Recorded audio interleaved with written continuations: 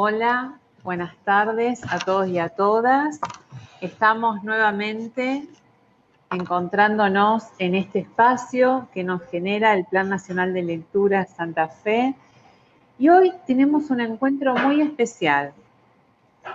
Un encuentro en el que vamos a hablar de ciencias, porque también nosotros pensamos los modos de lecturas y escrituras, los modos de leer y escribir en las ciencias.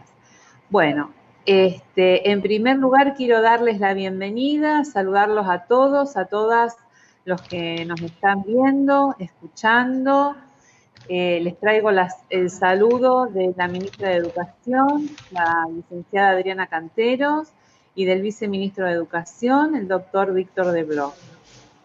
Bueno, el espacio de hoy es un espacio que hemos ido construyendo y pensando y haciendo algunos recorridos acerca de qué significa leer y escribir en las ciencias cuando ya se trata de potenciar modos de aprendizaje. Ustedes saben que venimos de un recorrido muy intenso que estamos haciendo sobre las primeras plataformas en alfabetización inicial y alfabetización avanzada. Estamos planteando posicionamientos teóricos y enfoques culturales acerca de la enseñanza de la lectura y de la escritura.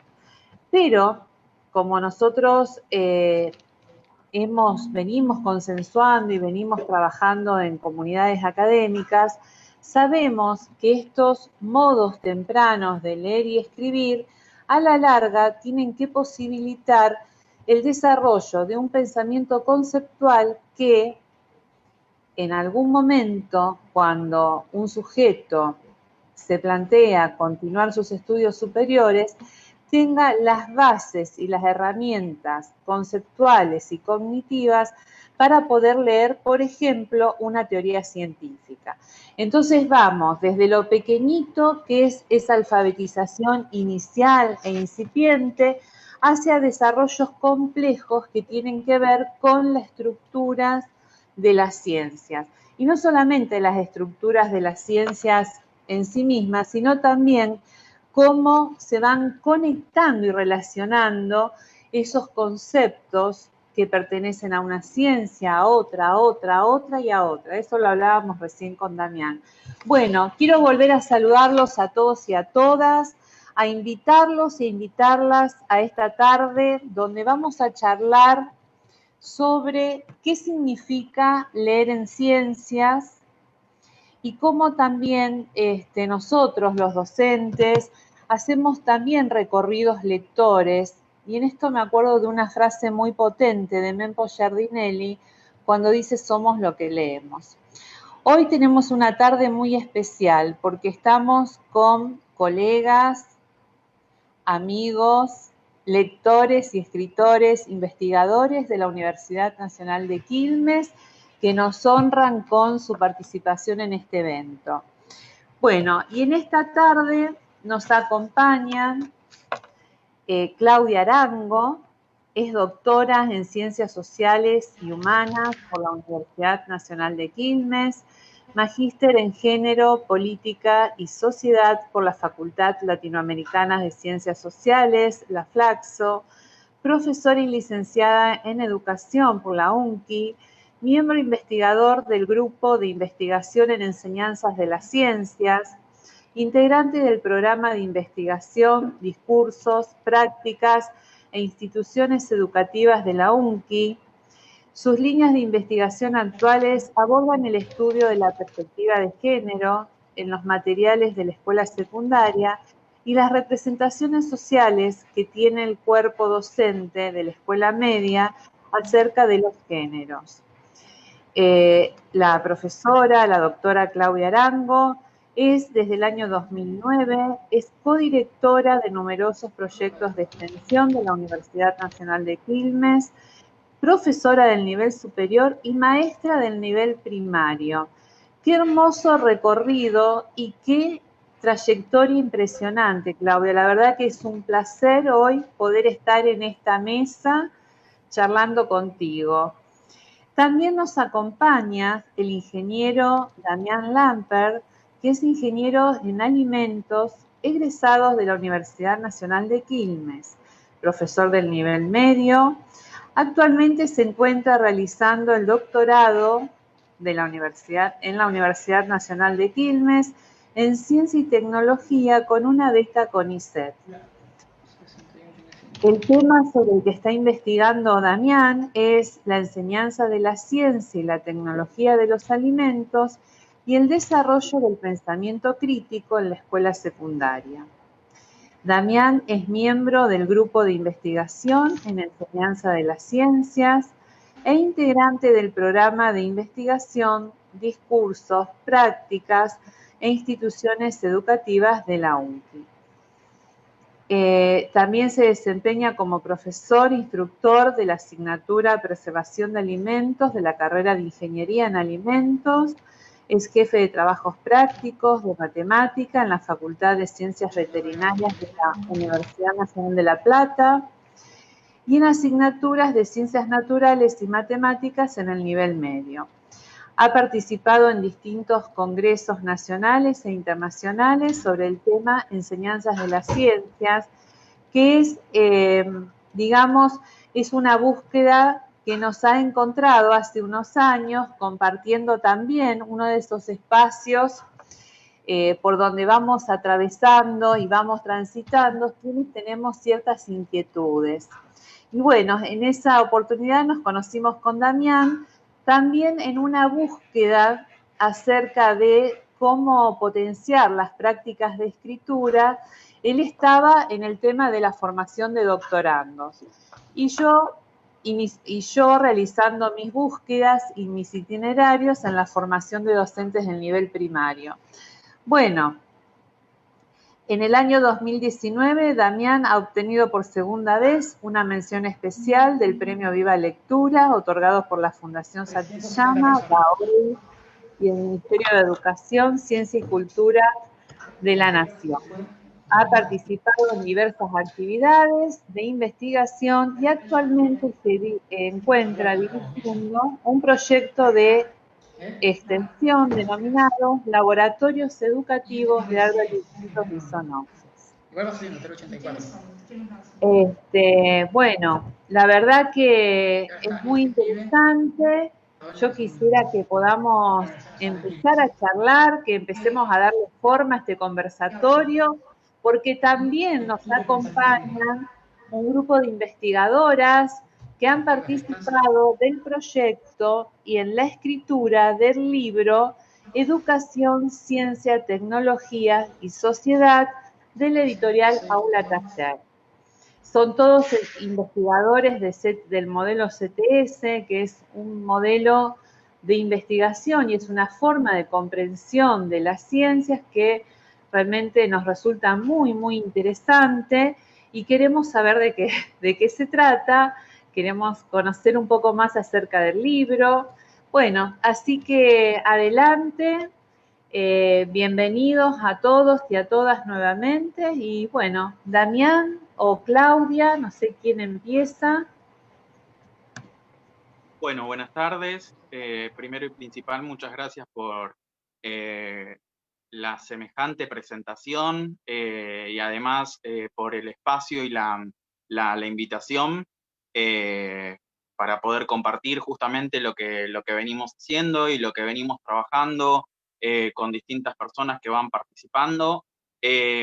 Antes de empezar y que se pueda ver el PowerPoint para presentar,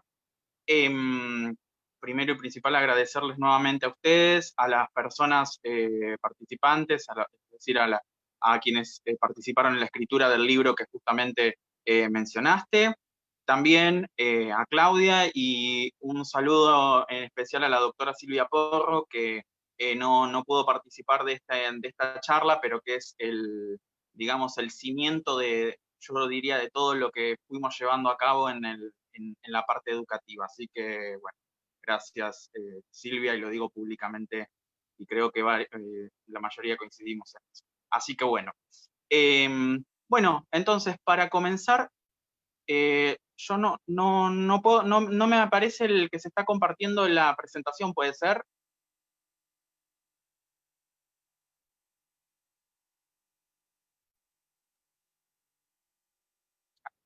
Ahí, ahora sí, perfecto. Bueno, entonces vamos a comenzar justamente con lo que es lectura y pensamiento crítico, y lo vamos a trabajar un poco desde las ciencias sociales y desde las ciencias naturales. Que bueno, ahora vamos a hablar un poquito sobre eso. La siguiente.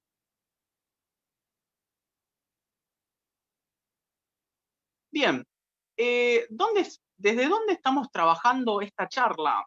Bueno, esta charla la estamos trabajando justamente desde la educación CTS, o bien conocida como Ciencia, Tecnología, Sociedad, que justamente este enfoque lo que pretende es elaborar vínculos entre la educación científica y la educación tecnológica que esté dentro de un contexto social, ¿sí?, y de relevancia para el estudiantado. Es decir, que justamente se busca trabajar, se busca evaluar, elaborar, explorar todos aquellos fenómenos que nos rodean y que nos permitirían conocer acerca de la ciencia y la tecnología, pero trabajando desde justamente los aspectos cotidianos. De esta manera es que vamos a trabajar con ejemplos como hablarán después las chicas sobre el tema de humedales, el tema de el arsénico en agua, el tema de un poco de arqueología. Entonces, justamente lo que interesa es trabajar, ¿sí?, estos aspectos que muchas veces en las clases de ciencia nos quedamos únicamente, ciencias, me refiero más que nada también, por ejemplo, en la química o en la física, y nos quedamos quizás en una fórmula, y en realidad para la escuela, lo que es el nivel medio, es bueno trabajar eso, de relacionar los aspectos de la vida cotidiana, ¿no? Porque en realidad, si uno se pone a analizar todo lo que ahora nos rodea, en todo eso podemos encontrar ciencia. Podemos hablar desde el celular, desde la batería del celular, ¿no? O por ejemplo, a ver, desde los alimentos, el proceso de elaboración de alimentos. Entonces, bueno, esto es lo que un poco justamente busca trabajar la educación CTS. La siguiente. Bueno, esta es una cita que, como dije al principio, siguiendo la línea de mi directora, de Silvia, utilizó una cita de Garrix, que justamente dice: el enfoque CTS no es una forma especial de educación, como la educación ambiental o la educación para la salud, tampoco es una manera de ordenar los contenidos de un currículo o de seleccionarlo, sino que CTS es una reforma educativa que implica un cambio de gran alcance. Es decir, que justamente, a ver, no estamos hablando, ¿sí?, de una forma especial, sino de la manera en la cual nosotros estamos trabajando los distintos temas. Y en relación a estos estudios de ciencia, tecnología, sociedad, no podemos olvidarnos que estamos relacionados con el pensamiento crítico.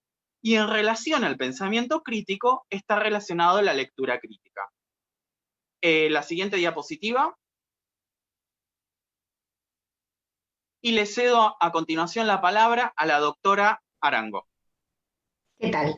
Bueno, buenas tardes a todos y a todas que están desde ese lado, desde sus casas, dándonos un espacio ahí en sus living, en sus cocinas, en el espacio en el que viven. Agradecer profundamente a Nancy, una presentación, nada, súper emocionante, me encantó, muchas gracias. A veces cuando uno escucha su propio recorrido en boca de otro, como que toma una dimensión diferente. Bueno, elegí arrancar con la exposición de hoy a partir de una pregunta, ¿no? Del ¿para qué leer? ¿Por qué leer? Y me parece que la respuesta más acertada, más ajustada y dicha de una manera magnífica son las palabras de Jorge La Rosa, que plantea que hay que leer para que las ideas de los otros nos ayuden a encontrar nuestras propias ideas, para que nos ayuden a separarnos de lo que ya pensamos, para que nos ayuden a pensar lo que aún no somos capaces de pensar. Esta pequeña frase me permite a mí o me lleva a pensar la importancia que a partir de una lectura que uno propone a su estudiantado, esa lectura se va a poner en juego con los saberes propios, es esa mirada al interior, es esa interacción interna que van a hacer esas palabras de ese autor o de esa autora en nuestra propia vivencia, nos va a permitir tomar esa distancia para ver qué es aquello que necesitamos de construir, sobre todo es lo más difícil, de construir, desaprender lo que hemos aprendido no tan bien y aprender cosas nuevas, ¿no? Se me ocurre pensar qué interesante sería que cada vez que presentamos un texto a nuestro alumnado le dijéramos, bueno, a partir de que terminen de leer este texto, les van a surgir ideas que no hubieran surgido de no haberlo leído. Esta idea de motivar a través de la importancia de esas palabras, de que esos pensamientos, de que esa lectura van a generar en mí nuevos pensamientos, me parece que es una manera de motivar y de que se pueda ir entendiendo de qué se trata esta lectura crítica, de ir encontrando el mensaje detrás de las palabras. Diego, si pasás la otra, por favor. Bien. La verdad que somos palabras. Desde el momento en el que llegamos a este mundo, a través de esos mensajes, de lo que nos dicen esas personas que nos rodean, de ese primer círculo, de ese círculo primario en el que nos encontramos, nos vamos construyendo. La palabra y los discursos nos construyen. Somos palabras. Esto un poco que decía Nancy, somos lo que leemos, somos... y no solo por leer, solo pensar en esas letras que están acomodadas en alguna página, sino que uno, a través de una lectura crítica, a través de un pensamiento crítico, puede leer la realidad, puede leer el entorno que nos rodea. O sea, la lectura va mucho más allá de las letras que están acomodadas de una forma particular en una página. A través de esas palabras nos comunicamos, les damos sentido a las cosas y a las situaciones. Un ejercicio que suelo hacer con mi alumnado, por ahí con los más pequeños, es que traten de pensar sin usar palabras.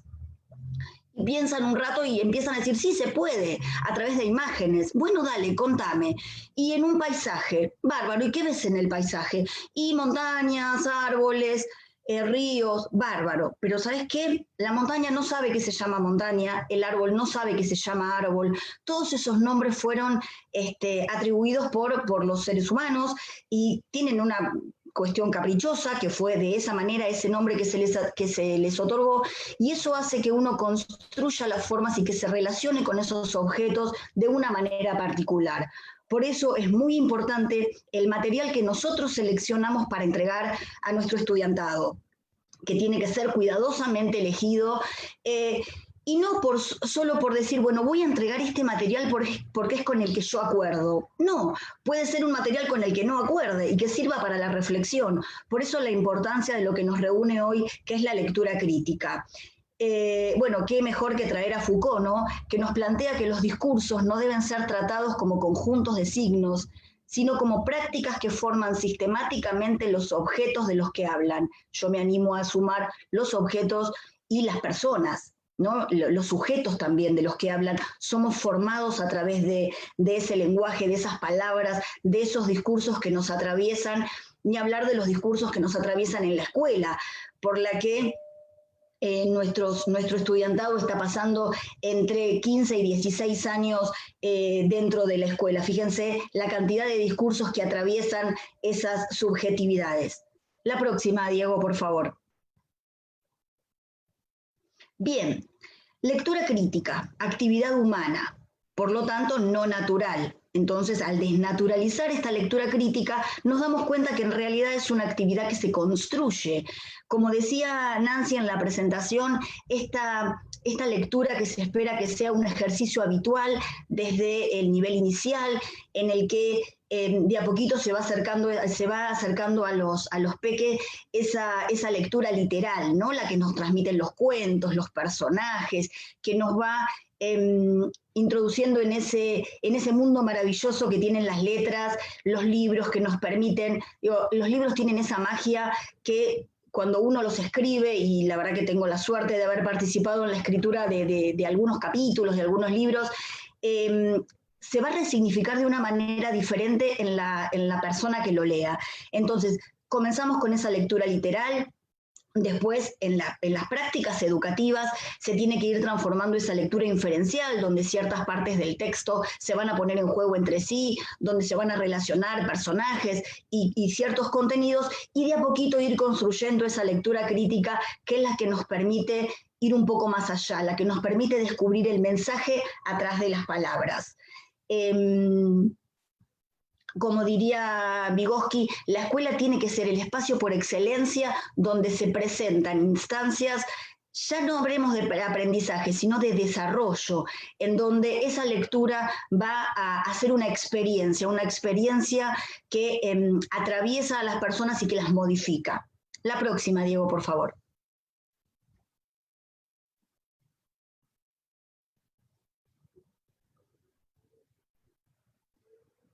Ahí está. Perdonen el pequeño delay que hay entre que uno acá desde Buenos Aires con una tremenda tormenta dice la próxima y se puede ver en sus casas.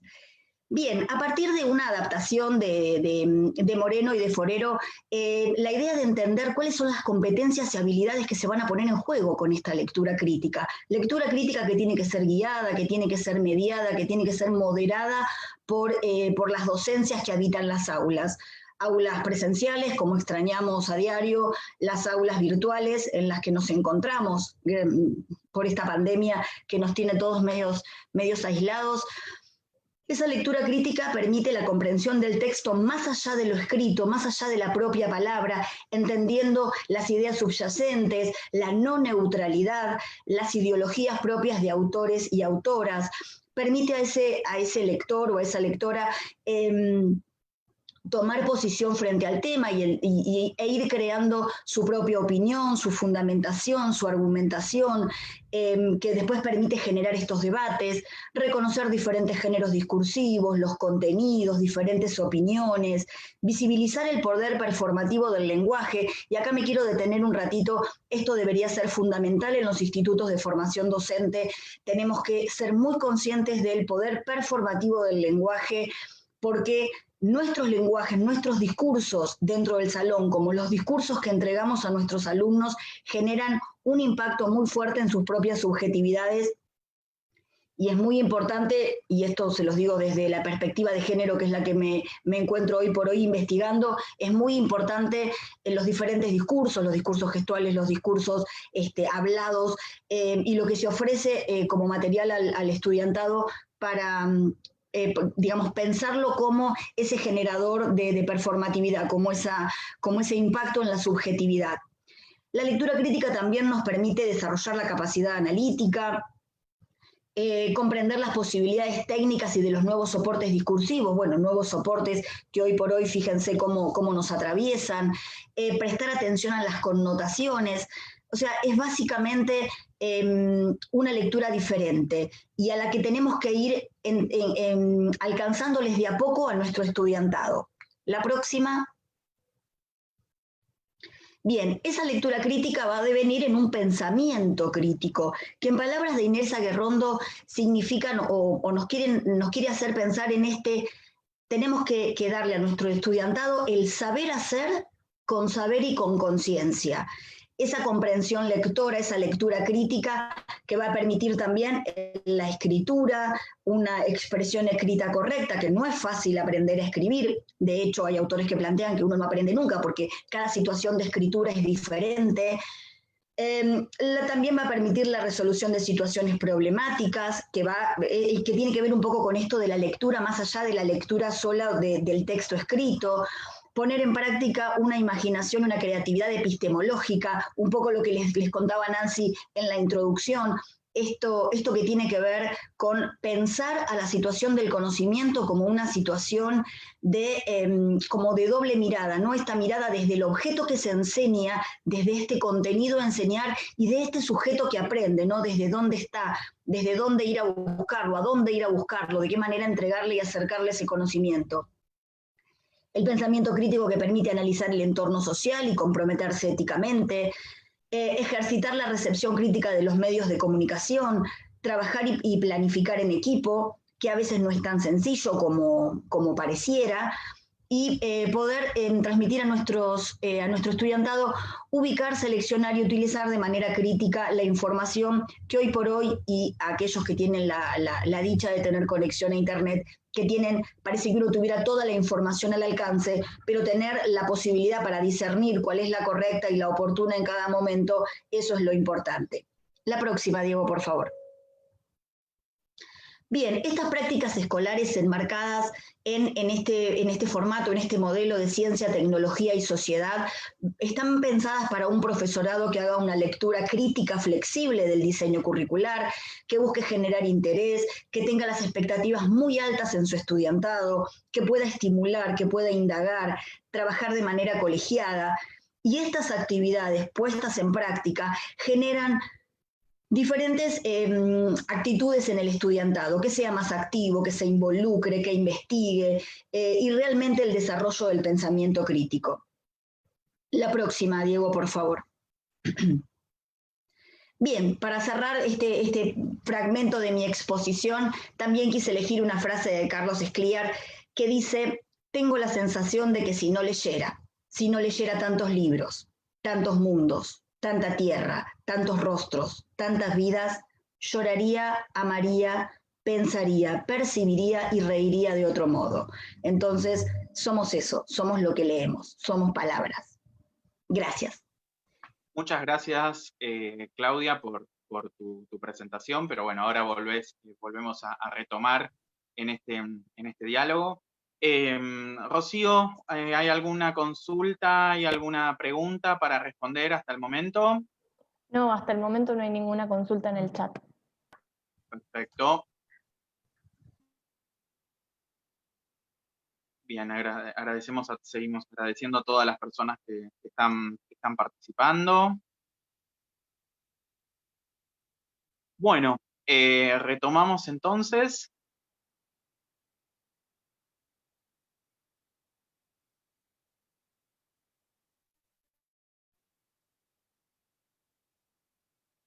Bueno, a ver, con esto que justamente dijo Claudia, ¿no? De tanto del tema de la palabra, lo que leemos, la importancia, ¿no? De todos estos aspectos. Hay muchas cosas que leemos en la ciencia, que a veces que justamente va más allá de el texto, como lo mencionó, del conjunto de palabras. Por ejemplo, nosotros tenemos en lo que es química, en biología, tenemos las famosas ecuaciones químicas, ¿no? Donde, a ver, muchas veces queda ese significado de que es únicamente poner los elementos de la tabla periódica, hacer el balanceo y demás, pero a ver, hay se aplica esto, o sea, tiene que ver justamente con algún contexto. Por ejemplo, y no me quiero adelantar, en el capítulo que se trabaja el tema de arsénico en agua, también se utilizan distintas ecuaciones químicas también, ¿no? Reacciones químicas. Después, por ejemplo, también trabajamos con el tema de los gráficos. Los gráficos nos brindan mucha información, ¿sí? Ya sean el tipo de ilustraciones, sean gráficos, por ejemplo, como se puede ver, sea un gráfico cartesiano, la lectura de los mapas, y acá no me dejan mentir dos geógrafas que les agradezco que participen también en las actividades de extensión, porque justamente son de la Universidad Nacional de La Plata. La información que nos brinda el mapa y saber leer e interpretar un mapa es fundamental.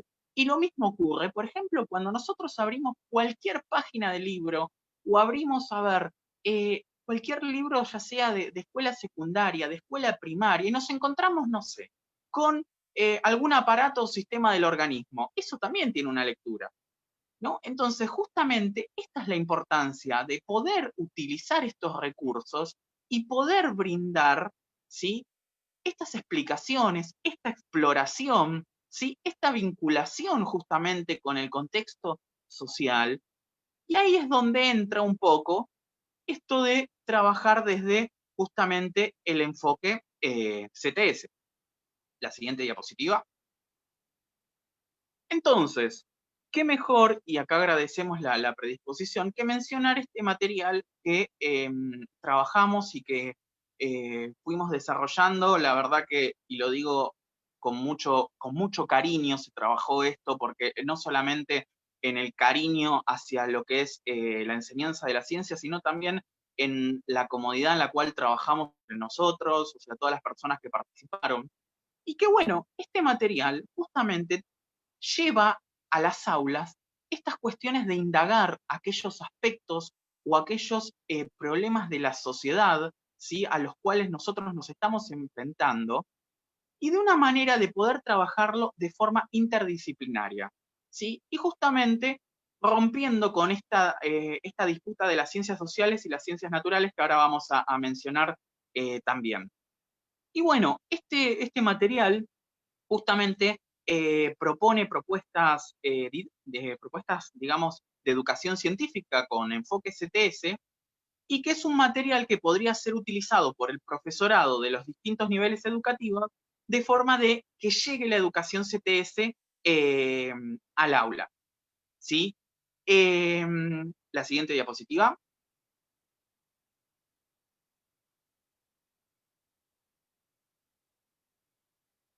Este justamente es, mientras esperamos este deleite, que como dijo Claudia, a veces la distancia también en la virtualidad a veces traiciona, ¿no?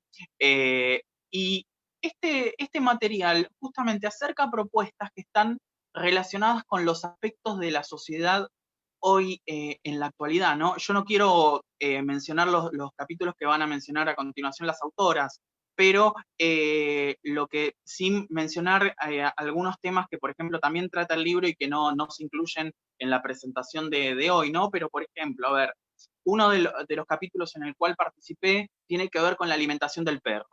Y uno dice, la alimentación del perro. Y sí, porque, a ver, trabajamos con este animal como tópico generativo y trabajamos también muchos aspectos. Por ejemplo, cómo fue el proceso de domesticación, es decir, la relación entre la sociedad, ¿sí?, con estos animales, cómo fue el desarrollo industrial de los alimentos para las mascotas, porque ahí hay todo un contexto económico y social bastante interesante, cómo es el aspecto relacionado con la mantención, o sea, cuál es digamos, a ver, los envases que tienen estos alimentos, y también trabaja un poco, ¿sí?, justamente esto de la lectura, porque proponemos al final de este capítulo trabajar con una novela. Y acá me detengo un segundo a decir, trabajar en una novela en ciencias naturales. A ver, eso es algo que muchas veces lo hemos implementado, incluso trabajando distintas novelas, y la realidad es que permite abrir justamente, esto es lo que hace la lectura, abrir un mundo y poder trabajar estos contenidos, ¿sí?, de una manera contextualizada.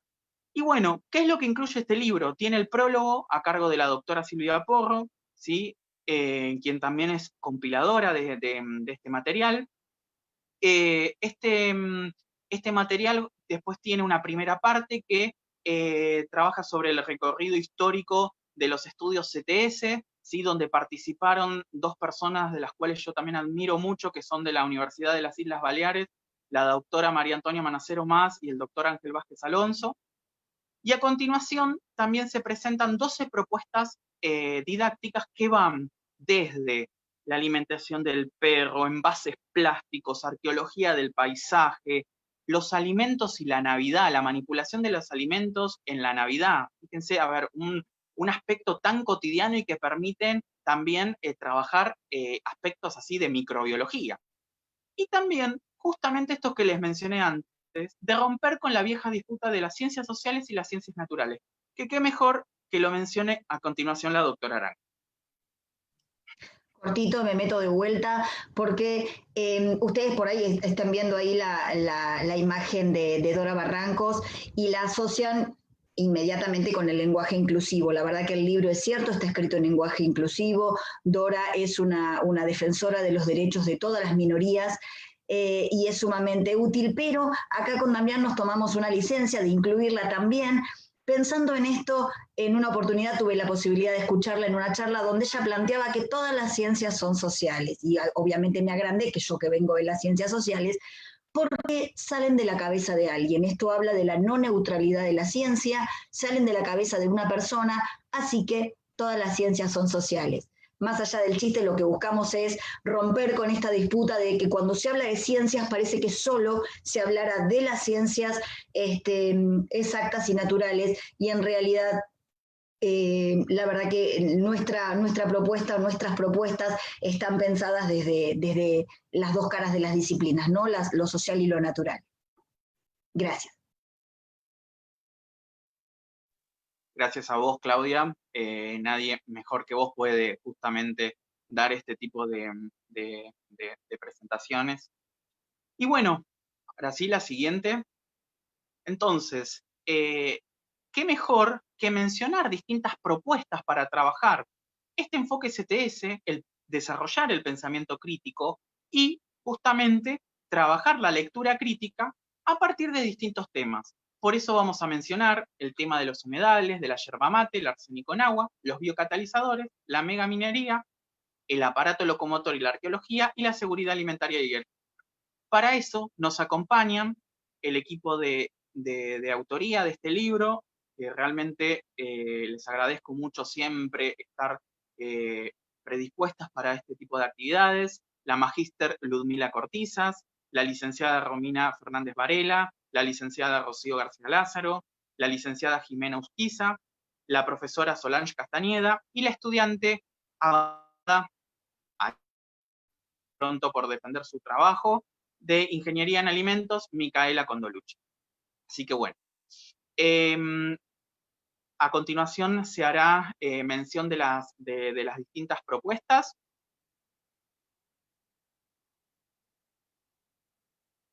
Bien, le cedo la palabra a la magíster Ludmila Cortizas. Bueno, buenas tardes a todos y a todas. Gracias por estar con nosotros y nosotras esta tarde. Vemos que están llegando un montón de comentarios. Pronto las preguntas las vamos a responder. Gracias a todas las escuelas que están participando. Vemos que son un montón. Así que, nada, gracias infinitas.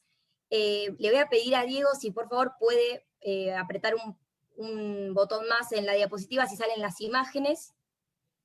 Perfecto, gracias. Bueno, les cuento un poco de qué se trata el capítulo que escribí en coautoría con Martín Llanerot. El capítulo se titula Transformaciones socioterritoriales en áreas de riesgo hídrico, el caso de los humedales urbanos argentinos. Para contarles un poco, mi presentación se va a dividir en dos partes. La primera, donde se va a presentar un poco cuál es la problemática que investigamos, y luego, en otra oportunidad, la lectura, digamos, como en forma de actividad, como herramienta para el pensamiento crítico. Algunos de los conceptos que van a ser centrales en esta propuesta van a ser el de espacio urbano, el de ciudad, también el de actores sociales, cómo estos actores de alguna manera van transformando y apropiándose de esa ciudad y ese espacio urbano. Y en los últimos años lo que vamos a ver son diferentes procesos.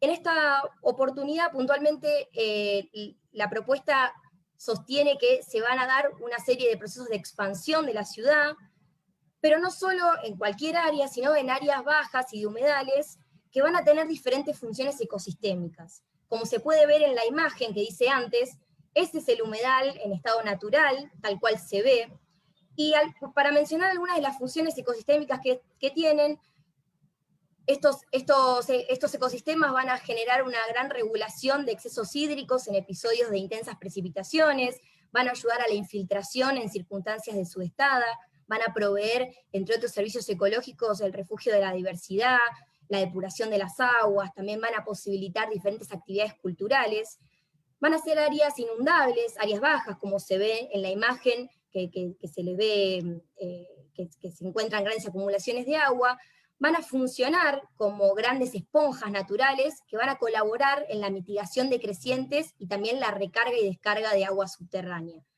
Como pueden ver, son muchísimas las funciones que estos ecosistemas van a proveer, pero al realizar la expansión de la ciudad sobre estas áreas, se van a llevar adelante distintas construcciones de emprendimientos residenciales. En esta oportunidad indagamos sobre los que son cerrados y de tipo acuáticos, y este tipo de emprendimientos van a generar distintas transformaciones en estos espacios, para justamente que sean habitables. Se va a llevar adelante una elevación del terreno para la construcción de polders y terraplenes, Por lo tanto, la naturaleza del humedal va a ser transformada y se van a ver, como en la segunda imagen que dice después, como en la sequedad de la superficie se ve completamente transformado el ambiente de este ecosistema. Definitivamente esta expansión de la ciudad y esta urbanización con su respectiva transformación va a generar diferentes impactos. Va a cambiar la naturaleza del humedal, va a producir una gran sequedad en áreas que son sumamente húmedas, va a generar una capacidad de absorción que va a estar sumamente alterada, se va a dar también una pérdida de la capa forestal y por lo tanto de la biodiversidad, se va a dar una crisis del sistema hidráulico y va a producir inundaciones donde antes no había, y también esto va a ir acompañado de un gran proceso de vulnerabilidad social y situaciones de riesgo. Entonces, hecho este planteo de la problemática, Diego, si puedes pasar la diapositiva. Ya estás. Hecha esta aclaración de la problemática, lo que entonces propusimos junto con Martín es llevar adelante una actividad donde primero se planteen una lluvia de ideas, apelando a los conocimientos previos del estudiantado, para luego trabajar con fragmentos de textos para problematizar justamente la acción que diferentes actores sociales van a generar en ambientes frágiles, como son los humedales urbanos, y a partir de estos fragmentos se van a analizar un poco 3 casos, el de Neuquén, el de Buenos Aires, pero en 2 partes, en el norte de la región metropolitana de Buenos Aires y en el sur. Vamos a ver que las problemáticas van a ser replicadas, pero que cada una va a tener sus diferentes características. Esta actividad va a ir acompañada por una guía de lectura, que se va a llevar adelante por una identificación de la problemática, un reconocimiento de los actores sociales involucrados, el análisis de impactos socioterritoriales producidos por el proceso de transformación de los humedales, y esto va a de alguna manera, plasmarse como resultado en un esquema conceptual con lo trabajado, para luego realizar una apuesta en común.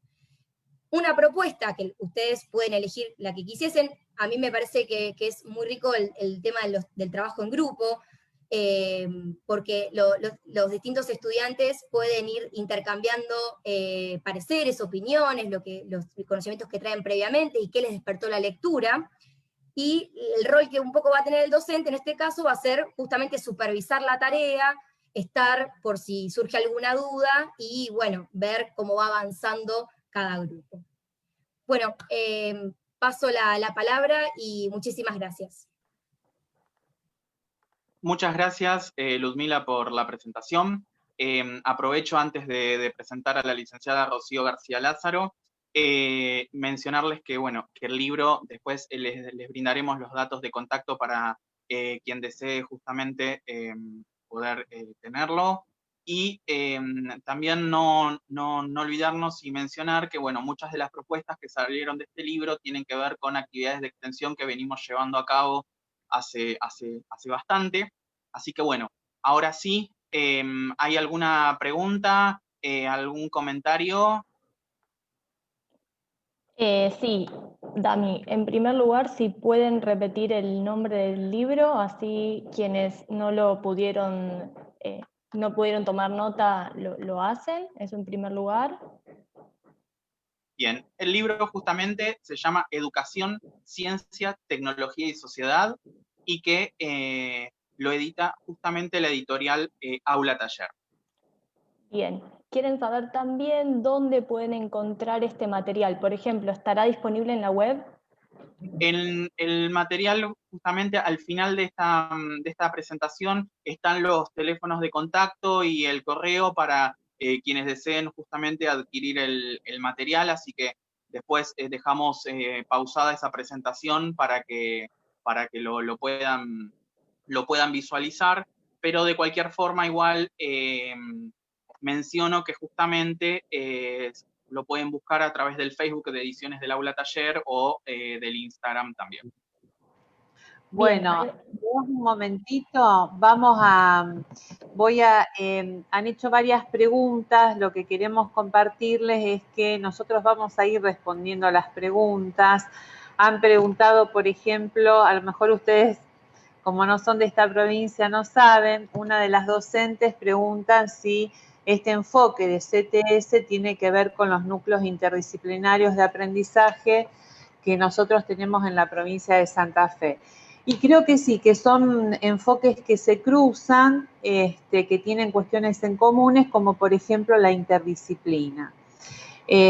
Bueno, y también quiero saludar a todos los compañeros y compañeras de la provincia de Santa Fe, Cañada de Gómez, San Martín de las Escobas, Montevera, San Carlos Norte. Bueno, nos están viendo de toda la provincia, la verdad que estamos recibiendo muy buenas preguntas que las vamos a ir respondiendo, y también será muy importante que podamos dejar los datos finales. Bueno, eso nosotros después lo podemos enviar a través de un correo institucional, todos los datos de la bibliografía, e incluso, Damián, el Power, que está muy, muy bueno, nos están pidiendo si podemos dejarles el material. Claro que sí. Bueno, seguimos, gracias por estar acompañándonos, la verdad que un saludo enorme para todos y todas. Gracias, Nancy, porque realmente para nosotros también es muy lindo y muy importante todas estas personas que están participando. Así que bueno, muchas gracias. Y ahora sí, Rocío, te cedo la palabra para que puedas hacer presentación de tu capítulo. Bárbaro, muchas gracias. Antes que nada, me sumo a lo comentado por mis compañeros. Agradecemos en nombre de todos los que formamos parte del equipo, a todos los que se tomaron un ratito para compartir con nosotros este momento. Hoy les voy a presentar el capítulo de mi autoría denominado Ciencia, Tecnología y Sociedad de la Yerba Mate. Tomando como tópico generativo a este vegetal, se pueden trabajar distintos aspectos. Por un lado, como todos sabemos, la yerba mate tiene una importancia social y cultural altísima en nuestro territorio. El mate es un reconocido símbolo nacional que nos identifica como argentinos. Es una planta autóctona de nuestra región y en nuestro país específicamente se da en las provincias de Misiones y en el nordeste de Corrientes. ¿Por qué allí? Porque los suelos rojos con alto contenido de hierro, de textura fina y con buen drenaje, por un lado, y por el otro, el clima subtropical, sin estación seca, con una media de 20 grados centígrados y una alta humedad ambiente, con precipitaciones anuales que rondan los 1.500 milímetros, permiten justamente que este vegetal se pueda desarrollar. La yerba mate también tiene una importancia económica destacada en nuestra región, ya que más del 80% del producto industrializado se comercializa en el mercado interno, mientras que el porcentaje restante de este producto industrializado genera ingresos por ventas en el exterior. En consecuencia, va a movilizar a los sectores productivo, industrial, comercial, y es un cultivo entonces estratégico desde el punto de vista de la ocupación de la mano de obra. Otro de los aspectos, quizás menos conocido, es que desde hace algunos años el mundo científico comenzó a estudiar con mayor detenimiento a la yerba mate. Hoy sabemos que este vegetal está compuesto por una gran variedad de fitoquímicos, los cuales impactan de manera directa en la prevención de diferentes patologías humanas. Pasamos a la otra diapositiva, por favor. Muchas gracias. Por lo antes mencionado, los objetivos que persigue esta propuesta son lograr que los estudiantes se familiaricen con procesos tecnológicos, específicamente con el proceso productivo de la yerba mate, generar que los estudiantes logren relacionar cómo diversos procesos industriales modifican y afectan las propiedades del alimento, y por último, lograr que los estudiantes puedan comprender cómo este alimento impacta directamente en la prevención de diversas patologías humanas. Para ello, les proponemos las siguientes actividades. Discutir y argumentar sobre la importancia de la yerba mate en el desarrollo económico de nuestro país, y para llevar adelante esta actividad les ofrecemos la lectura de un artículo de Ana Alicia Pocolenko que realmente es muy atinado para trabajar este tema. La segunda actividad pretende trabajar con la búsqueda de información en el Código Alimentario Argentino y relacionar los datos de inocuidad del producto en relación a las etapas del proceso productivo. Para llevar a cabo la actividad número 3, les propongo buscar diferentes envases de yerba mate de distintas marcas y analizar la información de cada uno de los rótulos. ¿Sí? Con esta actividad lo que se pretende es desarrollar la capacidad de búsqueda de información e interpretación de los datos por parte del estudiantado. Y en último lugar, proponemos investigar la historia del mate y construir una línea de tiempo que dé cuenta de la importancia social y económica de este alimento desde sus inicios hasta la actualidad. En verdad, el objetivo de esta actividad es trabajar con aspectos de la historia de la ciencia y la influencia social de los alimentos. Muchas gracias. Muchas gracias, Rocío. Bueno, también agradecerte. Y justamente algo que vos dijiste muy importante, ¿no? Trabajar con los rótulos, ¿no? Esto que hablábamos antes de todo lo que leemos, la lectura de rótulos también en lo que es los distintos productos alimentarios y demás, también lleva mucho la lectura crítica y que es un tema muy interesante que, bueno, justamente por motivos de tiempo no lo trabajamos, pero que realmente abre un panorama muy, muy amplio. Es un mundo distinto. Así que eso también es, y no lo digo desde el lado de ingeniero en alimentos que que me apasiona ese mundo, pero sino que justamente es algo muy importante. Así que bueno, a continuación, gracias Rocío nuevamente, le cedemos la palabra a la estudiante de Ingeniería en Alimentos, Micaela Condolucci, quien también, no sé, quien me padece también en la dirección y en la codirección de su trabajo final, ¿no? Con el tema de arsénico, así que bueno. Mica, todo tuyo. Bueno, muchas gracias, Damián. Hola a todos. Y bueno, como dijo Damián, voy a estar exponiendo acerca de la presencia del arsénico en el agua, lo que nosotros denominamos geología de los alimentos. Y bueno, para empezar, les voy a comentar un poquito de que el arsénico es uno de los 20 elementos químicos más abundantes en la naturaleza y que tiene presente varias especies arsenicales, las cuales todas son tóxicas. El arsénico tiene la capacidad de llegar a las aguas subterráneas, que son utilizadas como fuente primaria para obtención de consumo de agua y también para saneamiento. Y esto es un problema que afecta mundialmente. Actualmente hay 226 millones de personas afectadas por la presencia de arsénico en agua de consumo. Ahora, ¿de dónde sale todo esto? El arsénico llega al agua a través de dos medios. Uno, por un proceso geológico o geogénico, en el cual los compuestos arsenicales se encontraban en el interior de la Tierra y debido a movimientos de las placas tectónicas ascendieron y llegaron hacia la superficie terrestre. Y después, por otro lado, está relacionado también con todas las actividades antropogénicas, es decir, el hombre emplea las diferentes especies arsenicales para generar pesticidas, insecticidas, productos farmacéuticos y también como un medio de extracción y fundición de metales. Y el problema es que cuando se generan residuos y hay una mala manipulación o no se sabe cómo hacerlo, eso llega hacia los suelos. Entonces, independientemente del origen de contaminación en el suelo, después actúan sobre eso diferentes agentes externos, como es el sol, la lluvia y los vientos, que hacen que las especies arsenicales se conduzcan hacia cuerpos receptores de agua que después son utilizados para consumo tanto humano como animal. El problema principal de esto radica en que el consumo de agua con arsénico, que es un metaloide, es silencioso. Es decir, uno consume el agua que está contaminada, pero organolépticamente las propiedades no se alteran. Entonces se sigue viendo el mismo sabor, el mismo olor, el mismo color, y uno hace esa ingesta de agua y no se da cuenta. Si esta ingesta se sostiene en el tiempo, da lugar a una enfermedad denominada hidroarsenicismo crónico regional endémico, denominada también ACRE, que tiene la particularidad de que no existe una cura, porque el arsénico se bioacumula en los órganos, y además difiere de otras patologías porque recién se empiezan a ver los síntomas luego de los primeros 5 a 10 años de exposición. Por favor, Diego, la siguiente diapositiva. Bueno, entonces, para poder relacionar un poquito todo lo que yo hablo en el libro con lo que es una lectura crítica y a su vez inducir en un pensamiento crítico, lo que voy a utilizar es una imagen del territorio argentino en el cual, en este mapa, se establecen los distintos tipos de concentración de arsénico que hay. Se utilizó como un recurso visual un semáforo, algo que es muy conocido por toda la población, de fácil visualización e interpretación. Entonces, en este mapa se ven que se representan de color rojo aquellas regiones donde presentan alta concentración de arsénico en agua, en color amarillo, concentraciones intermedias, y en verde, las tolerables.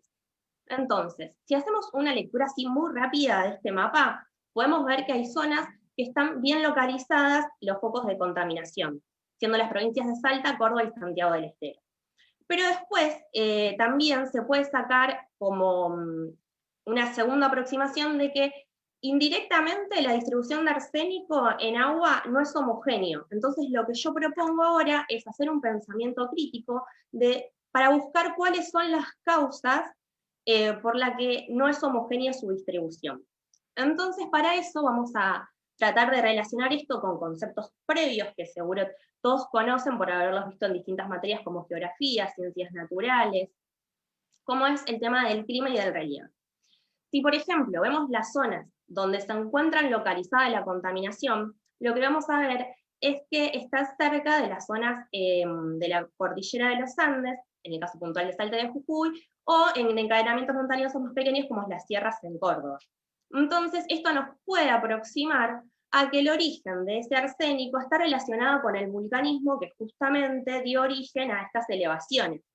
Entonces ahí, algo que no está plasmado directamente en un mapa, por conocimientos previos y por tratar de buscar una interacción entre ambas cosas, podemos ir buscando las causas de esta heterogeneidad. Por otra parte, también podemos notar que hay distintas condiciones ambientales en todo el país, lo que hace que el arsénico pueda quedar retenido en suelos y aguas y en otros lugares no. Por ejemplo, el clima árido que tiene la región de Salta, los fuertes vientos, las condiciones de pH de los suelos, la salinidad, pueden hacer que el arsénico quede retenido en esas zonas y no en otras del país. Para dar un ejemplo muy simple también y que se entienda, si ya sabemos que el origen del arsénico en ese lugar es por vulcanismo, y actúan sobre él distintos tipos de agentes externos, como el sol, una piedra que contiene una especie arsenical por la temperatura y el sol, se quiebra, deja una mayor exposición de superficie para el contacto posterior después con el agua, con el viento. Esa piedra, como disminuyó su tamaño, puede ser movilizada por los fuertes vientos y llegar al agua que después se va a utilizar como fuente de consumo. Entonces la idea principal que yo trato de transmitir con esto es que siempre se puede obtener más información de una imagen y relacionar esas imágenes y conceptos previos con todo lo que se habla en el libro, porque a veces indirectamente se están diciendo mucho más de lo que presenta una imagen. Y después, otra cosa que yo me propuse es como dijo Damián, yo estoy por obtener mi título de ingeniera en alimentos, y esto está en el marco del proyecto de mi trabajo final para obtener ese título, fue tratar de salir de la línea de investigación del vocabulario técnico y específico que estamos acostumbrados a manejar, para adaptarlo justamente a escuelas secundarias, a profesores, para tratar de fomentar mucho más y que puedan reconocer a partir de actividades áulicas toda la línea de investigación que yo fui llevando a cabo. Para eso lo que propuse fue elaborar simuladores de agua de pozo con un sistema de apersión, y así poder, inducir en distintos tipos de conceptos, como es, por ejemplo, cómo llega el agua desde subterránea hacia la canilla, inducir en conceptos de lo que es el bombeo de fluidos, cómo se contamina. Por otro lado, aprender a seleccionar distintos tipos de filtros para eliminar los agentes contaminantes, de acuerdo al tipo de contaminación que se tiene y a la granulometría de los mismos. Que se pueda reconocer la importancia de armar un orden correcto en los filtros para poder eliminar todas las partículas y no generar saturaciones y menores rendimientos. Y por último también quise exponer lo que es un concepto que se está utilizando bastante, que es la fitorremediación, que justamente es el empleo de las plantas para absorber a través de sus raíces principalmente agentes contaminantes. Entonces, volviendo al tema del mapa anterior que yo mencionaba, conocer las características de un suelo, el tipo de especie arsenical presente, me va a poder determinar a mí si puedo utilizar un tipo de planta. Si, por ejemplo, volviendo al tema de la aridez, tengo que buscar plantas que sobrevivan a esas condiciones extremas de temperatura, de clima, porque si no el proceso no se va a poder llevar a cabo. Y bueno, a partir de todo esto, la idea es generar una articulación entre todo lo que es la ciencia y la tecnología, una línea de investigación a nivel laboratorio, y poder ser aplicado a las escuelas para que ir introduciendo a los chicos en estos conceptos que a veces uno cuando habla de ciencia se tiene un poquito de miedo. Así que bueno, esa fue mi propuesta. Muchas gracias a todos. Muchas gracias a vos, Micaela. También quiero resaltar que ella está trabajando en lo que es el desarrollo y de tecnologías sustentables para la remoción de arsénico en agua y también su posterior transferencia educativa. Así que bueno, gracias, Micaela. Y a continuación le cedemos la palabra a la licenciada Romina Fernández Varela. Hola, buenas tardes a todos.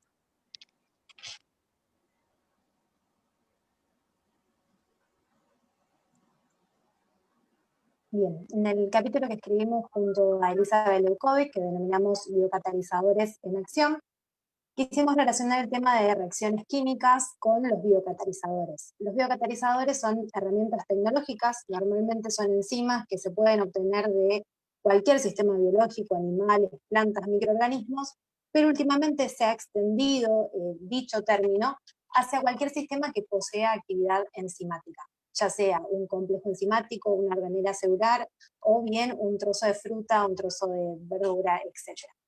El uso de biocatalizadores constituye una alternativa a lo que es la síntesis química convencional. Y obviamente trae aparejado un montón de ventajas. Por ejemplo, al utilizar biocatalizadores, las reacciones se realizan en condiciones suaves de reacción, es decir, temperatura ambiente, pH cercanos a la neutralidad, o también se utilizan solventes que son solventes acuosos, o los denominados solventes verdes, y no olvidemos que los biocatalizadores son totalmente biodegradables, así que estamos dentro de lo que sería una reacción ambientalmente compatible.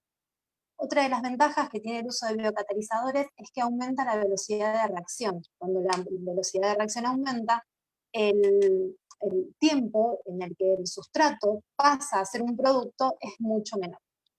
En la siguiente diapositiva vamos a hablar un poco sobre las reacciones biocatalizadas.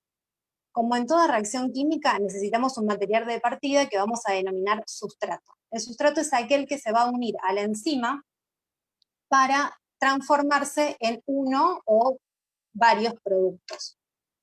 Pusimos como ejemplo la reacción que tenemos en el libro, ¿sí? En la parte experimental, en donde se mide la actividad enzimática de la catalasa. En este caso, el agua oxigenada o el peróxido de hidrógeno, como es menos conocido, se une a la enzima para formar agua y oxígeno que se libera al ambiente en forma de gas. Correctamente uno leería 2 moles de peróxido de hidrógeno se transforman en 2 moles de agua y 1 mol de oxígeno. A la derecha de la diapositiva podemos ver el gráfico de esta velocidad de reacción. La gráfica celeste corresponde a la reacción catalizada, mientras que la gráfica roja corresponde a la reacción no catalizada. Como se puede observar, la energía de activación es mucho mayor en la gráfica roja, donde los reactivos pasan a productos de manera tal que se produce en un tiempo que por ahí puede ser no apreciable al corto tiempo. En cambio, en la gráfica celeste lo que vamos a ver es que la energía de activación es mucho menor, y por lo tanto los reactivos pasan a productos con una velocidad de reacción mayor, pasan en un menor tiempo. Este capítulo nos permite interpretar ecuaciones químicas y gráficos que son naturales y que normalmente los vamos a ver en cualquier libro de enseñanza de la química, e investigar un tema que es poco conocido, lamentablemente, que son los biocatalizadores, pero que son muy importantes y que se pueden encontrar en todos lados. Cabe destacar que la actividad experimental que se muestra en el capítulo del libro está catalizada por un trozo de papa que contiene la enzima catalasa. Entonces podemos encontrar biocatalizadores en todas partes.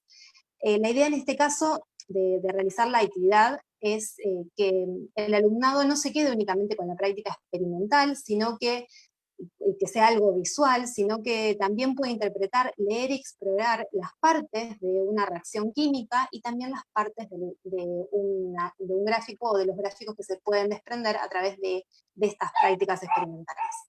Desde ya, muchas gracias y les doy la palabra de nuevo a Damián. Muchas gracias, Romy, sobre todo porque retomaste un tema que justamente mencionamos entre estas otras cosas que se leen en las ciencias naturales, ¿no? Y a ver, y la importancia que tienen las reacciones químicas. Así que bueno, te agradezco mucho por la explicación. Jimena, no sé si hay alguna selección de preguntas para responder. Sí, tenemos 2 preguntas, Damián. La primera la hace Regina, que dice lo siguiente: ¿qué tipos de textos son los mejores a la hora de hacer una buena selección? Bueno, en realidad no sé si hay textos mejores o textos peores. Y perdón, Jimena, pero me sumo a una pregunta que leí por ahí que tenía que ver con esto de ver si CTS es lo mismo que la enseñanza basada en problemas. En realidad, el encontrar una problemática va a depender de cómo planifique ese docente o esa docente. Entonces, somos los docentes los que con nuestra lectura crítica de los materiales y lectura crítica de la realidad que tenemos en nuestro contexto, en nuestra comunidad, en nuestro barrio, podemos encontrar esa problemática y también con nuestra expertise y capacitación atravesarla por todas las disciplinas. Ahí había otra pregunta que planteaba cómo manejar el tema de la literatura. Como el pensamiento CTS también está pensado en contextualizar incluso los descubridores de ciertas técnicas o de ciertas problemáticas, o se me ocurre pensar en Einstein, en Newton, contextualizar, digamos, hacer una lectura de la historia de ese momento y traspolarlo a situaciones de la vida cotidiana. Entonces, la verdad que no hay un texto que sea bueno. Tal vez un docente dice, ay, este texto es horrible, y otro docente puede hacer una clase maravillosa. La verdad que somos, más allá de nuestro estudiantado, que son los protagonistas absolutos, nosotros vendríamos a ser los personajes secundarios, pero que tendemos ahí los violines de cómo hacer creativa una clase, de cómo encontrar esa lectura crítica en el texto, de cómo o introducir un personaje o alguna problemática que se plantea desde la literatura de una manera más ficticia o fantasiosa, atravesarla con cuestiones de la vida real y tal vez cruzarla con un periódico o con una política pública. Digo, es ahí, nosotros somos los verdaderos hacedores de las planificaciones. Espero haber contestado, la verdad que estoy sumamente emocionada por la cantidad de preguntas y la interacción que se ve desde el territorio, agradecida absolutamente. Gracias, Clau, y quería justamente... Dale, seguí, Damián. No, aportar justamente esto de lo que es el uso de la literatura, ¿no? Y mencionar que, por ejemplo, a ver, mientras hablaban y leía las preguntas, ¿no? Por ejemplo, hay muchos textos que se pueden trabajar, muchas obras de teatro, Un enemigo del pueblo.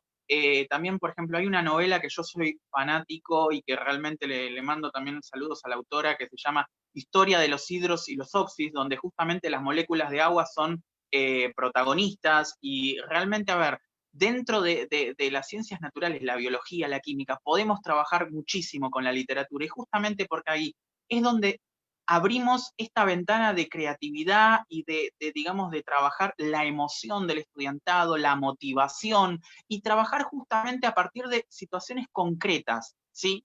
Así que bueno, quería agregar eso, así que bueno. Respecto al cruce con la literatura, hay una novela que a mí, bueno, me ha encantado y me ha marcado en mi visión de la ciencia, y es El nombre de la rosa. Es la novela de Umberto Eco, del año 1988, donde justamente es un policial que descubre y pone de manifiesto un pensamiento del siglo XIII, fines del siglo XIII, pone de relieve qué es lo que estaba pasando en el campo del despertar de la ciencia moderna.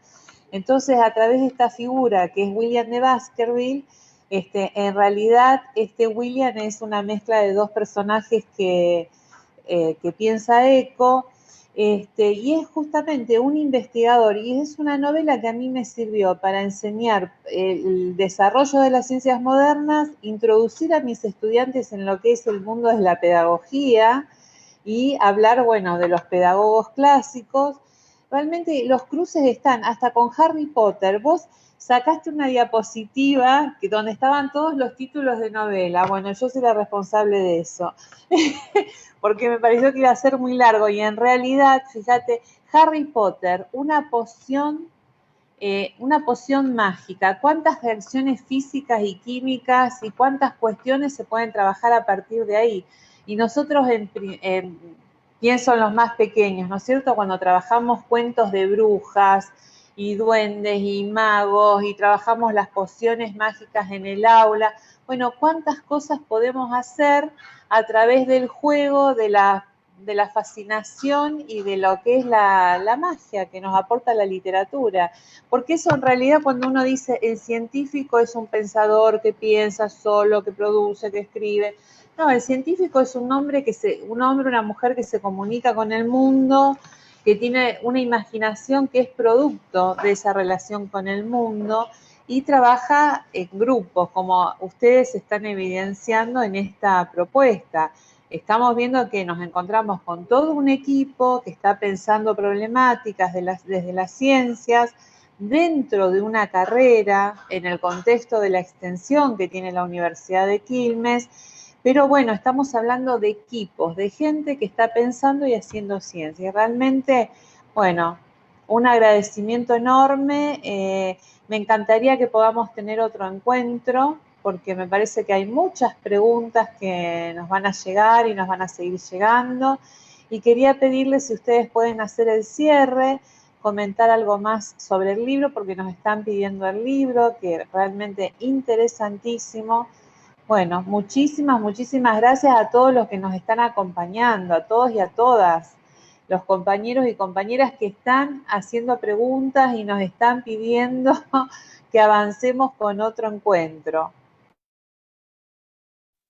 Gracias, Nancy. Y sí, ahí hacemos justamente el cierre con estas últimas propuestas que nos quedan. Y así que bueno, y estamos a disposición para llevar a cabo cualquier tipo de.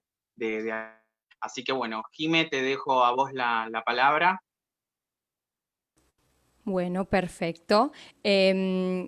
Antes de arrancar, buenos días, buenas noches ya, para algunos lados ya se está haciendo oscuro, acá en Buenos Aires se arrancó oscuro hace rato porque se nos nubló desde tempranito. Agradecer a la cantidad de gente que está y que sigue estando durante casi las 2 horas que ya vamos y están con preguntas. Vimos que había gente de Córdoba. La verdad que muchísimas gracias. Y aportando un cachito, ya perdido allá en el chat, pero lo quería decir, con esto de los textos, habían mencionado un texto de primaria llamado Luca. Si no lo dije mal, no lo leí porque se trata de un perro perdido, así que antes de leerlo avísenme si aparece el perro o no, porque yo me pongo mal, así que voy a pedir que me cuenten el final, eso sí. Le voy a pedir a Diego si puede poner la diapositiva. Así no hablo tanto, no les prometo nada. Y les comento un poquito, porque ya hablamos, espero que nos sigan, ¿no? Con este camino que venimos recorriendo y fuimos por la yerba mate y fuimos por los humedales, y no me quiero olvidar de ninguna expositora, perdón. Y ahora vamos a pasar otros límites, siempre del cuerpo, ¿no? Para afuera, apunto con el dedo, yo me olvido que estoy en la computadora y apunto y la mano no se ve, pero hagan de cuenta que me ven. Y ahora nos vamos a ir de la piel para adentro. Ya no es tan fácil decir fulanito tiene huesos, ¿no? Lo podemos decir, la profe de biología puede estar 2 horas contándonos, pero hay veces, hay contenidos en biología que se vuelven muy abstractos porque, como en físico-química, ¿no? Pero no lo veo, no sé qué está pasando, y la profesora me dijo que tengo esto, pero yo en un punto desconfío, ¿no? A mí, yo era de desconfiarle bastante a la profe, era media mala. Y cómo trabajamos estos contenidos para que los chicos nos puedan seguir y se apasionen por estos temas, que la verdad que son recontra interesantes. Les comento un poquito sobre este capítulo. Yo soy licenciada en biotecnología, no sé si me presenté, perdón, soy Jimena, me nombró Damián, pero bueno, es la emoción que uno lo lleva a esta velocidad.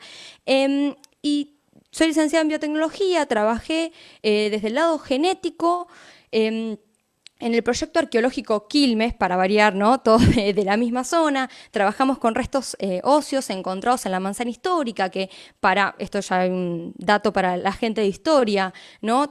En nuestro caso trabajamos mucho este viaje de los originarios Quilmes desde Tucumán hasta lo que ahora llama la ciudad de Quilmes en Buenos Aires, y tenemos como una historia fuerte en ese tema, y empezamos a analizar restos arqueológicos, yo complementando con estudios genéticos, pero para complementar un área desconocida tenía que empezar a meterme en el tema. Y ahí empecé a encontrar un mundo mágico, básicamente, que es la arqueología, que es espectacular y que muchas veces casi que no se ve en la escuela, y es una manera, me parece súper interesante para trabajar con los chicos. Como vemos la primera imagen, tal vez la más grande, donde está ahí el esqueleto, yo acá esperando, ¿no? Y yo acá esperando. Muchas veces los diseños curriculares no nos ayudan o no, son muy amplios respecto al sistema locomotor. Tal vez otros tipos de sistemas son más mencionados y hace mucho hincapié el diseño curricular, voy más rápido de lo que hablo, y pobre, este sistema queda dejado de lado, y muchas veces, si se toma por una cuestión del tema, se termina estudiando, los chicos terminan estudiando de memoria los nombres de los huesos, o sea, no terminamos teniendo una lectura crítica, un pensamiento crítico, no generamos interés en los chicos, lo cual, si los hacemos estudiar de memoria un par de palabras, es entendible. Y lo que yo les propongo acá es trabajar con un montón de material que hay disponible, pero abran Netflix, abran YouTube, lo que sea, y van a encontrar desde, bueno, el capítulo de Los Simpsons, los chicos y los no tan chicos también ya lo conocen, el famoso ángel que aparece en un momento, ese esqueleto. Podemos trabajar con series como Bones, pueden trabajar Grey's Anatomy, o sea, los chicos acá, ellos nos dan el material. Uno dice cómo podemos trabajar los huesos y los chicos ya nos dicen tal serie, tal video. Por ejemplo, les dejo otro ahí, el guitarrista del esqueleto, es un videoclip de The Killers, donde también vemos esqueletos. Podemos trabajar con libros, obviamente, donde hay muy buenas imágenes y la fotografía de esos esqueletos son espectaculares. También hay escuelas que tienen la suerte, la cual me pasa en la escuela en la que yo trabajo, tienen la suerte de tener esqueletos humanos en los laboratorios. Pobres están juntando polvo, literalmente, porque hay veces que, como trabajamos con eso, bueno, esto espero que sea una buena idea para trabajar con estos restos. Le pido por favor a Diego que me pase a la siguiente diapositiva, porque si no, me embalo y no me paran más. Una de las actividades que propongo, que se proponen en realidad en el libro, es que los chicos, como había dicho Nancy, que ellos se conviertan en... O sea, esto del investigador, ¿cómo es el rol del investigador? Bueno, ahora ustedes son los investigadores, que trabajan en grupos, y acá tenés fotos, imágenes, algún videoclip, ¿no? Como decíamos, en el material que sea, cualquier tipo de imagen, dibujos. Bueno, acá tenés huesos. No importan los nombres, ¿cómo los clasificarías? Observalos, analizalos, léelos, aunque parezca raro, ¿no? Léelos. Haz esta lectura crítica, este análisis. Bueno, ¿cómo los agruparías? Y que ellos vayan generando, bueno, estos huesos son largos, estos huesos son irregulares, tal vez no lleguen a la misma clasificación específica que tenemos actualmente de los huesos. Y realmente no era el objetivo era que los chicos sean creativos y después podemos ver la clasificación, pero que ellos lo analicen y lo trabajen. Y si no le quieren poner nombre, que le pongan número a los huesos, no importa. Pero relacionarse con el tema desde otro aspecto, desde el investigador. Bueno, estoy acá con todo esto, tengo que empezar a trabajarlo de alguna manera. Estos trabajos en los chicos son súper creativos y salen cosas geniales que uno como docente no se los espera. Y dentro de todas estas prácticas también se pueden trabajar con mucha información arqueológica que está brindada en el libro sobre las diferencias entre los sexos, que son muy notorias en determinados huesos, en los huesos largos, en este caso en el cráneo. Los invito a que miren los puntos del mismo color. No les puse los nombres porque no nos importan. La verdad que, perdón Claudia, si bien estamos con las palabras, en este caso las saqué, ¿no? Como al revés. Estábamos con las palabras, con la lectura y falta texto. Acá vamos a interpretar las imágenes y si nos fijamos cada punto con cada color, ¿no? Que corresponde, notamos diferencias entre el cráneo del hombre y el cráneo de la mujer.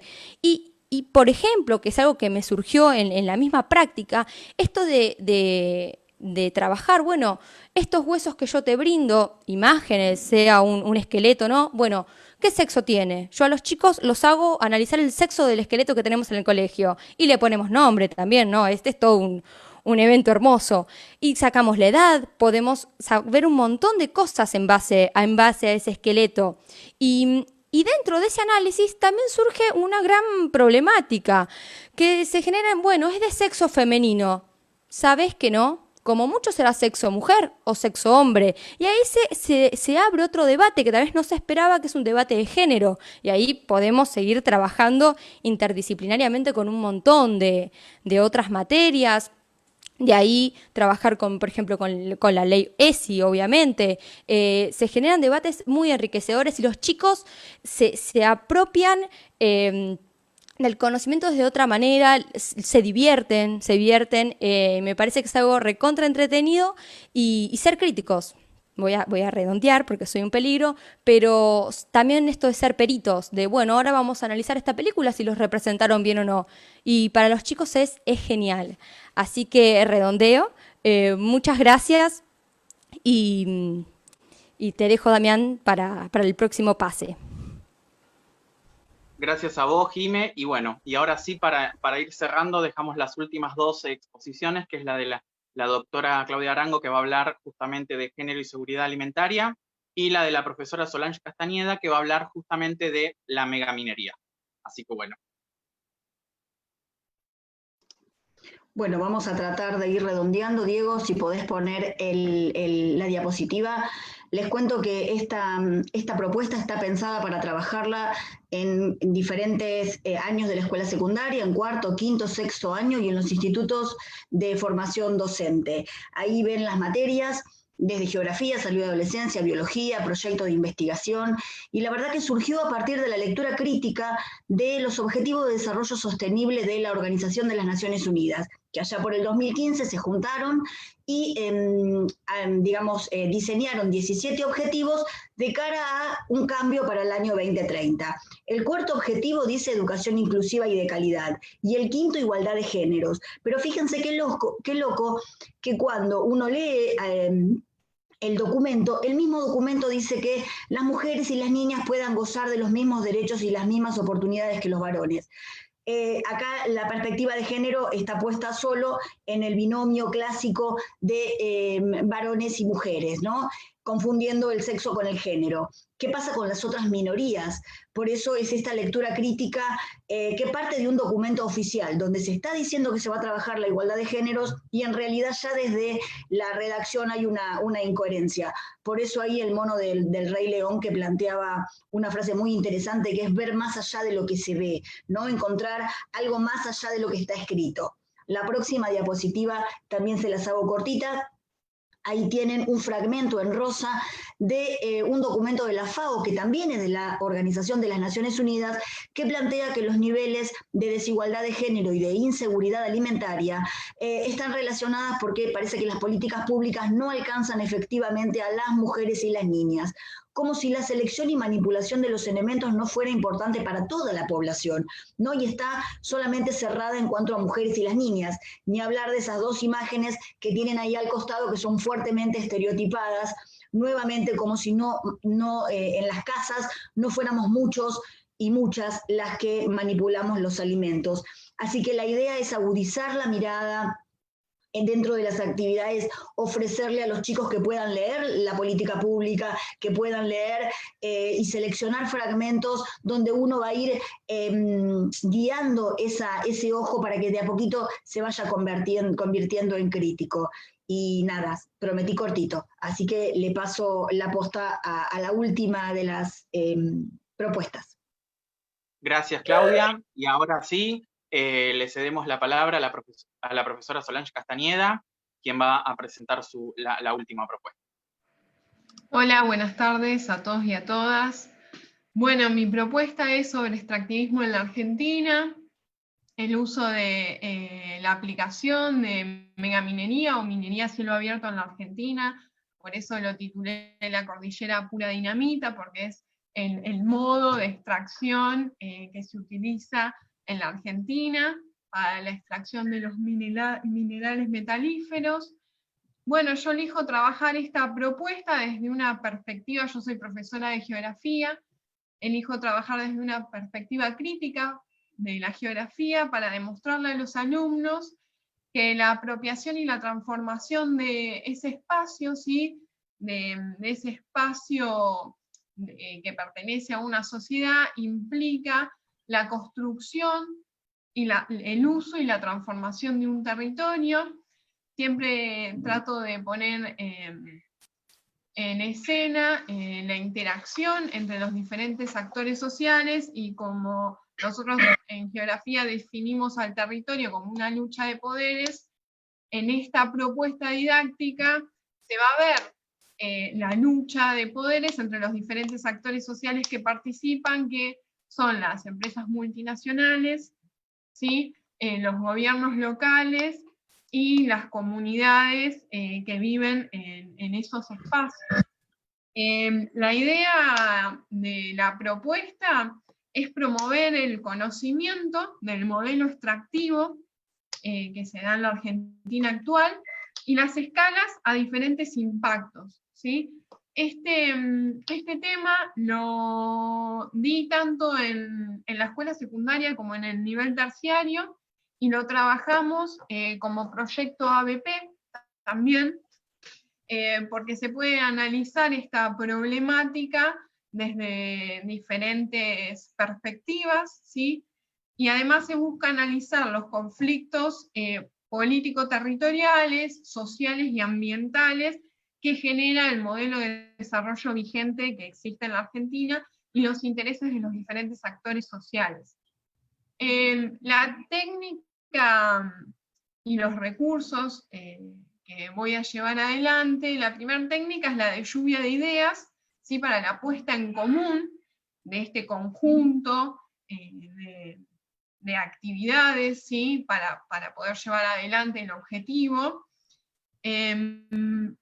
Utilizo esta técnica porque suele darse este tema en un año avanzado, en quinto año de la escuela secundaria, ¿sí? Y la utilización principalmente de recursos audiovisuales.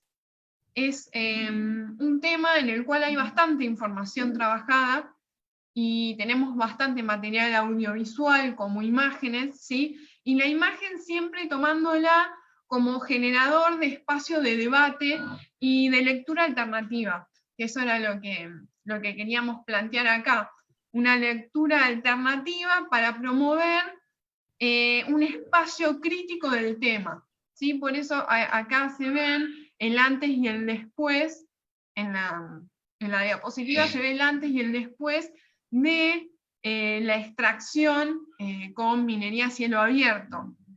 Es la imagen exactamente del mismo lugar, ¿sí? Y también un poco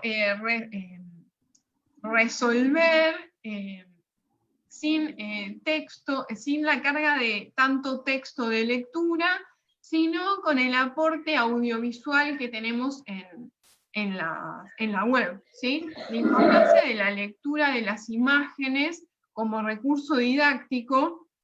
Se utiliza obviamente diferentes tipos de textos de divulgación científica, puse un fragmento de la ley de minería, puse alternativas para que todos los alumnos y alumnas tengan una visión de alternativas sustentables en contraposición a la minería a cielo abierto, ¿sí? Como para que ellos tengan toda una visión de las alternativas, de lo que se realiza en la actualidad y de lo que se podría realizar también, y considerar obviamente siempre la lectura crítica que le permita a los estudiantes ver esa realidad que muchas veces está muy lejana a la nuestra. Esto también es lo que trato de plantear en esta propuesta, porque la minería a cielo abierto se suele realizar muy lejos de donde nosotros estamos, ¿sí? En la cordillera, en partes que no están habitadas, sino que sufre solo el impacto ambiental a escala local, lo sufren las comunidades que viven en esos lugares. Entonces también el diálogo de las imágenes, ver a qué se dedica esa población, ver qué pasa si le destruimos su espacio, por eso resaltar mucho el antes y el después, y tratar de transmitir e interpretar un significado, ¿sí? Esos símbolos visuales, a través, en mi caso, de fotografías, tratar de generar un mensaje significativo, ¿sí? Y también optando por el aprendizaje significativo como para poder crear en el alumnado una empatía, ¿sí? Con una comunidad que, como les digo, muchas veces estas cosas, en el caso de la minería, suele estar lejos de nosotros, pero bueno, la práctica de escritura y de lectura de otros lenguajes, como es el tema de las imágenes, de la cartografía, como vemos en otras propuestas, requiere un amplio abanico de procedimientos en torno a la interpretación, ¿sí? Entonces, interpretar diferentes fuentes de información que capaz que suelen ser más motivadoras que sentarnos a leer, tal vez, nos resulta, en este caso, central en la propuesta de enseñanza planteada. Otra de las actividades que planteo es la utilización de los celulares para conocer a través del ArtView, ¿sí? Acercarnos al territorio donde se realiza, donde está el emprendimiento minero activo. Entonces la idea es entrar al Google Maps, sacar una captura de pantalla como para tener una empatía y acercarnos a ese lugar que suele ser tan lejano para nosotros. Otra de la actividad que planteo en esta propuesta didáctica es la confección de un folleto. Traté de armar esta propuesta didáctica en torno a las TICs, ¿sí? Como para también ser un poco más amena con el estudiantado, y también era en relación a la utilización de las notebooks, la confección de un folleto planteando diferentes aplicaciones que se pueden usar tanto en el celular como en la computadora, y la búsqueda de material, ¿sí? La idea del folleto es ponernos en lugar de una persona, ¿sí? Que vive en esa comunidad, y explicarle al resto de los argentinos y argentinas que llegan a ese lugar qué está pasando realmente en esa comunidad, en ese lugar que muchas veces se suele viajar por turismo. Entonces, mediante las distintas actividades trato de fomentar la participación, el debate en un aula taller, del diálogo continuo entre el estudiante y los alumnos, no desde una bajada, desde el docente vertical, sino siempre en diálogo, de manera grupal, y fomentando también un poco de cercanía a través del aprendizaje significativo. Les agradezco que estén del otro lado. Vimos que son un montón de escuelas y de institutos, por lo que estuvimos leyendo, y bueno, les agradezco haber estado esta hora y media del otro lado, y bueno, le dejo la palabra a los presentadores, y muchas gracias. Muchas gracias a todos. Muchas gracias, Sol. Y bueno, ahora sí, hemos culminado con la presentación. Agradecemos al Ministerio de Educación justamente por la la convocatoria y bueno, volver a retomar que bueno, estamos a disposición para seguir trabajando con los ejes de extensión. Nosotros trabajamos como las cuestiones de género, las cuestiones de alimentos, ¿sí? También tenemos un geógrafo trabajando las cuestiones ambientales, así que bueno, están invitados a distintos tipos de participaciones, así que bueno, muchas gracias. Y en esta última presentación van a tener cualquier mail para que nos puedan contactar y los datos de la editorial. Muchas gracias a todas las personas. Bueno, quisiera agradecerles principalmente a Damián, a Claudia, al equipo de escritura de este maravilloso material que vamos a compartir, vamos a ubicar y vamos a conseguir para traerlo a la provincia de Santa Fe. Realmente ha sido una tarde genial, brillante, las exposiciones, todo el material que han compartido ha sido excelente. Yo creo que hay que pensar, yo me voy pensando muchas cosas, por ejemplo, cómo el andamiaje que hacemos desde la escuela primaria a la escuela secundaria, para que todos nuestros estudiantes puedan llegar al ciclo superior. Ese tiene que ser, digo, para mí es el gran sueño educativo, pero debería ser la gran meta de todos los gobiernos, de las políticas públicas y sobre todo nosotros, nuestra, de los docentes que somos los que construimos día a día el trabajo a través del trabajo en las aulas. Pero esa es la gran meta, que nuestros estudiantes y nuestros alumnos y alumnas lleguen a los niveles donde tienen que llegar, porque el pensamiento crítico se termina de desarrollar muy allá a lo lejos, después de mucho trabajo y de una buena intervención educativa. Porque todo esto que ustedes mostraron, poder leer la iconografía cartográfica, poder leer la iconografía que nos reportan los productos, hacer un análisis de esos datos, interpretar gráficos, interpretar coordenadas, qué sé yo, una cantidad de cosas que tienen que ver con el desarrollo del pensamiento y de una inteligencia que pueda operar sobre la realidad, contrarrestando un poco el efecto, digamos, casi tecnocrático y conductista a veces que tienen tanta exposición y tanto abuso de las redes sociales que condicionan un tipo de pensamiento, los juegos a veces que van como marcando, trabajan con algoritmos que se repiten permanentemente y todos esos mecanismos generan impacto en la subjetividad. Y digo, bueno, ¿cómo? A ver, la cultura, los efectos de la cultura no se pueden contrarrestar tan fácilmente, pero cómo también una buena educación, una buena intervención pedagógica, también puede ayudar a ir un poco más allá de la inmediatez del pensamiento que generan hoy las redes y, bueno, todo lo que son las tecnologías de la información. Aprender a utilizarlas para el beneficio nuestro y para desarrollar justamente una cultura del pensamiento crítico. Yo apuesto realmente a eso y creo que la universidad tiene una gran tarea y nosotros, los que estamos en los otros niveles que no son universitarios, tenemos que seguir un poco estos tipos de trabajo, estas investigaciones. Hoy cuando preguntaban, a ver, ¿cuáles son los textos? Y bueno, yo creo que Claudia dio muchísimos ejemplos. Me gustaría que cierres vos, Claudia, te dejo la palabra. Yo acá me despido. La verdad que ha sido un enorme placer.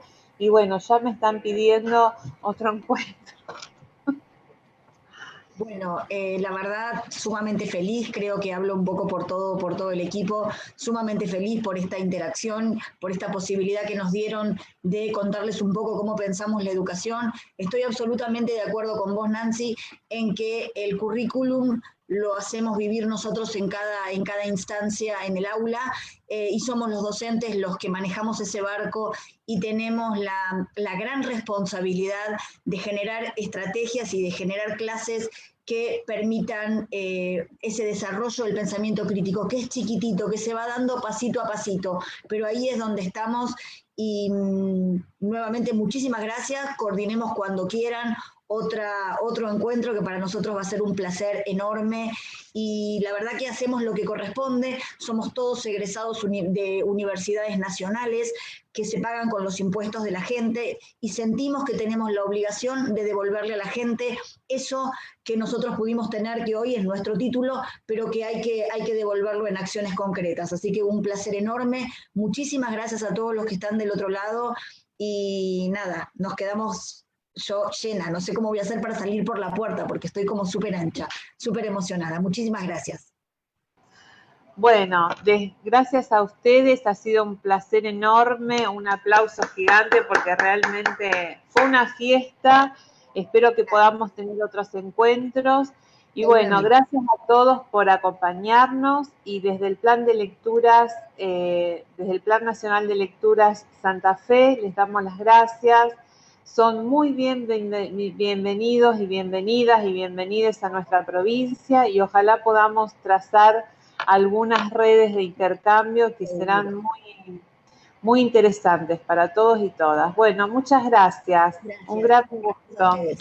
Gracias. Chao, gracias a todos los que nos estuvieron acompañando. Gracias por las preguntas, porque esas preguntas de alguna forma nos interpelan y nos van a poner en funcionamiento con algunas cuestiones que tenemos que pensar. Bueno, muchísimas gracias, Damián. Muchísimas gracias al equipo de escritura. La verdad que un trabajo impecable. Gracias.